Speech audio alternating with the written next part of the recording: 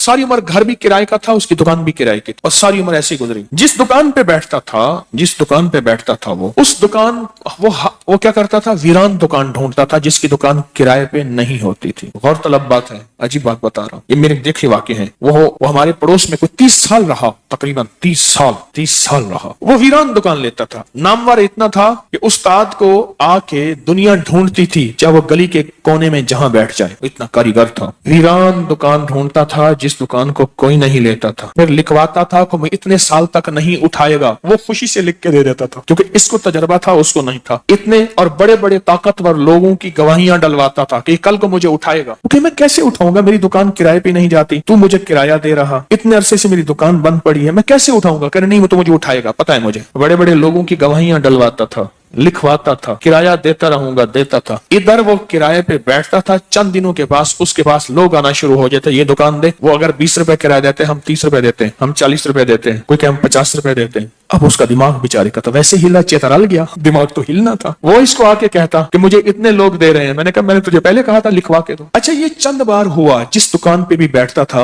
उस दुकान पे बैठते ही इसके साथ ये मामला शुरू हो जाता। अब ये राज किसी को पता नहीं था। ये राज है क्या इसका, इसके साथ क्या होता है, इसके साथ ऐसा क्यों होता है। उसने ना एक दफा ये राज एक बंदे को बताया, उसने मुझे बताया। बरह रास्त मैंने उससे बात नहीं हुई, लेकिन हमारा पड़ोसी था वो। एक बंदे को उसने राज बताया, हमारा एक रिश्तेदार था, उसको ये राज बताया और उसको कहा कि मेरे साथ ये राज है। उसने आप जो लफ्ज कहे ना, पहले मैं वो लफ्ज आपके सामने बयान करता हूँ। कहने लगा, बख्त मेरे ऊपर पागल है, और मुझे अखे बख्त मेरे ऊपर पागल है। मैं नहीं चाहता वाल में को आते विल्लेड़ चिपक जाता है, चिपट जाता है, लिपट जाता है। मैं नहीं चाहता आके फिर मुझे लिपट जाता है बख्त। अच्छा, जिसकी दुकान आने की होती है 100 आने की हो जाती है। अच्छा, इधर मैं दुकान छोड़ के जाता हूँ किसी और जगह पे, वो दुकान फिर आने की हो जाती है। फिर जहां मैं जाके बैठता हूं, फिर वो 100 आने की हो जाती है। फिर वो पीछे वाले मुझे आके बुलाते हैं, आपकी मेहरबानी आ जाओ, इससे कम किराया देना। था कोई ऐसा, क्योंकि हाथ का कारीगर बहुत कम होता है जो सर फिरा ना हो। हाथ का कारीगर,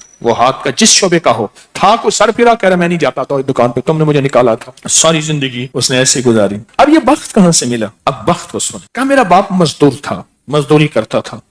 बड़ा हुआ तो उसने मुझे दर्जियों के काम पे डाल दिया कि बेटा चलो छांव का काम है, तू करता रहेगा। मैं तो धूप सर्दी गर्मी मजदूरियां करता रहा, दर्जियों का काम छांव का काम है, तू करता रहेगा। और मेरे वालिद कहता था तुझे कोई ऐसा रईस मिल जाए जो अपनी देवड़ी में तुझे जगह दे। बाज रईस ऐसे होते हैं जिन्होंने मुस्तकिल दर्जी रखे हुए होते हैं, उनका हर वक्त कपड़े सिलते रहते हैं। पहले दुआएं देता था वालिद मुझे, कोई रईस मिल जाए। क्या वालिद का हादसा हो गया, वालिद की टांग टूट गई। वालिद की बूढ़ी वालदा थी, मैं हम वालिद की खिदमत करते थे। वालिद दुआएं देता था, अनपढ़ था। किसी ने वालिद को अल्लाहुम्मा सल्ली अला मोहम्मद बता दिया, बस यही पढ़ता था, और टूटी फूटी कुल हुवल्लाह पढ़ता था, बाकी कोई अब्बा को पता नहीं था। कहा मैं दर्जियों से पैसे थोड़े से लाता था, घर में फाके आना शुरू हो गए। थोड़े से पैसे मैं लाता था, अभी काम सीखा नहीं था, उस्ताद कभी कभार दे देता था, और वालिद रोज लाता था। घर में सख्ती और तंगी आना शुरू हो गई, बहुत ज्यादा गुर्बत, तंगदस्ती। हमारी एक फूफी थी, कहीं दूर रहती थी, बहुत बूढ़ी थी, वालिद से भी बड़ी थी। वो आके हमारे घर उसने कयाम कर लिया कि तुम्हारे वालिद की खिदमत करूंगी। उसके बेटे उससे ठोकरें मारते थे और उसकी इज्जत नहीं करते थे। वो फिर घर आ गई। अब मेरी माँ मुझे देखे, मैं अपने देखूं। माँ ने कहा बेटा आ गई है, इसकी भी खिदमत साथ करनी है। अब फूफी ने, एक फूफी बूढ़ी अब्बे से बड़ी, एक वालिद माजूर, बूढ़ी वालदा और बहुत सारे बहन भाई। कहा कि कई रातें ऐसी गुजरती थी, मैं और मेरी मां नहीं खाते थे, फाकों में सोते थे, फूफी को खिलाते थे। कहा फूफी खाती बहुत थी, आप बच्चों का सब कुछ खा जाती थी, सारा अपना भी खा जाती थी, खाती बहुत थी फूफी।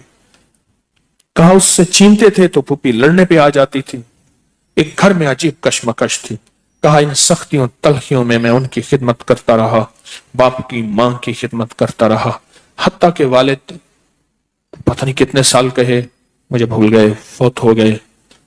और फुप्पी ने के दिल में यह बात आई कि हमने वालिद को जहर दिया है। उसने सारे जहान को कहना शुरू किया कि इन्होंने वालिद को जहर दे दिया, मेरे भाई को मार दिया।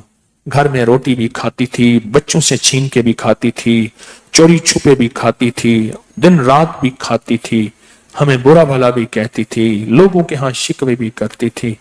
फूफी ने जीना हराम कर दिया। कहा मेरी माँ कहती थी बेटा कोई बात नहीं, बर्दाश्त करो। बर्दाश्त करते करते फूफी भी चली गई और उसको अल्लाह की अमानत को अल्लाह के सुपुर्द किया। और फिर अब माँ रह गई। अब मैंने अपनी सारी तवज्जो माँ पे डाल दी।